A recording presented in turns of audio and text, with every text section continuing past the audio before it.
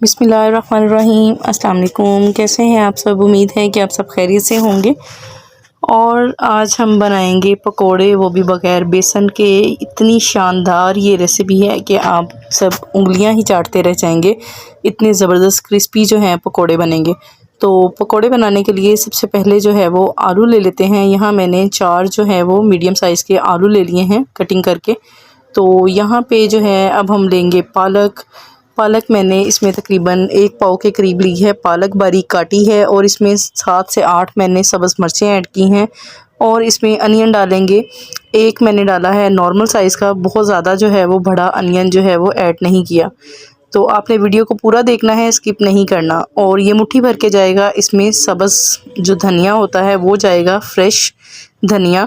तो अब हम इसमें जो है ये इंग्रेडिएंट डालेंगे। बहुत ही ज़बरदस्त जो है ना, इससे हमारे जो पकोड़े हैं बहुत ही क्रिस्पी, बहुत ही शानदार बनेंगे। तो ये है जी, डाला मैंने मैदा। और मैदा जो है मैंने 3 से 4 ये खाने वाले जो चम्मच हैं वो लिए हैं। जो मैं चम्मच यूज़ कर रही हूँ ये वाला। तो ये अब मैंने डाला है इसमें आटा, जो हम नॉर्मली घर में यूज़ करते हैं। तो अब हम इसमें डालेंगे अनारदाना। मैंने ये 2 चम्मच लिया है, खाने वाले 2 चम्मच हैं। अनारदाने से इसका टेस्ट जो है बहुत ही ज़बरदस्त आएगा और हमारे जो पकोड़े हैं बहुत ही हाज़मेदार बनेंगे, हज़म हो जाएंगे जल्दी जल्दी। तो ये सोया सॉस डाला है मैंने 1 चम्मच बड़ा भर के।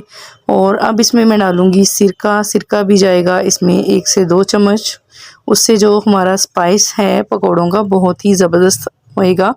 और बहुत ही जो है इसकी जो खटास है बहुत ही चटपटी सी बन जाएगी। तो आपने लाज़मी ये शामिल करना है, ठीक है। तो आप अपने हिसाब से डाल सकते हो। अगर आपने तीखा कम करना हो या आपने खटास कम करनी हो तो आप इसमें 1 चम्मच ही डालें। तो यहाँ मैंने डाला है इसमें चाट का मसाला। और अब जाएगा जी इसमें भर के 1 चम्मच नमक। और साथ ही जो है वो इसमें डालेंगे धड़ा मिर्च हाफ़ चम्मच। और हाफ़ चम्मच जो है वो इसमें हल्दी जाएगी। और रेड मिर्च जाएगी इसमें 1/3 स्पून, 1 चम्मच का तीसरा हिस्सा। तो अब मैंने इसमें डाला है पानी के साथ इसको मिक्स कर लेंगे अच्छे तरीके से। तो आप इसको हाथ की मदद से भी मिक्स कर सकते हो। हाथ से जो है बहुत ही जल्दी अच्छे तरीके से मिक्स हो जाते हैं ये। तो हमारे जो पकोड़ों का सामान है वो बिल्कुल तैयार हो गया है। कढ़ाई लेंगे एक और इसमें ऑयल डालेंगे। इसको अच्छे तरीके से जो है वो प्रीहीट कर लेंगे, गरम कर लेंगे। और अब आप इसमें जो है वो पकोड़े फ्राई करना शुरू हो जाओगे। तो इसको बहुत ज़्यादा तेज़ आंच पे आपने फ्राई नहीं करना, तो मीडियम फ्लेम ही रखनी है आपने। बहुत ज़्यादा तेज़ आंच नहीं करनी है आपने। 2 से 3 मिनट एक साइड पे हम देंगे और 2 से 3 मिनट दूसरी साइड पे देंगे। और ये देखिएगा जनाब, इससे हमारे जो पकोड़े हैं बहुत ही क्रिस्पी, बहुत ही शानदार बन जाएंगे। आप इसको केचप के साथ, इमली की चटनी के साथ या फिर दही की चटनी के साथ आप बना सकते हैं। इसको जो है वो सर्व कर सकते हैं, आपको बहुत ही मज़ा आएगा।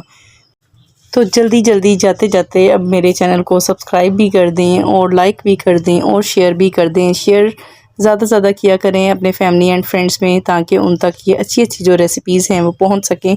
और साथ में बेल नोटिफिकेशन का जो बटन होता है वो लाजमी प्रेस कर दिया करें, ताकि उससे मेरी हर आने वाली वीडियो आप तक पहले जो है वो पहुँच सके।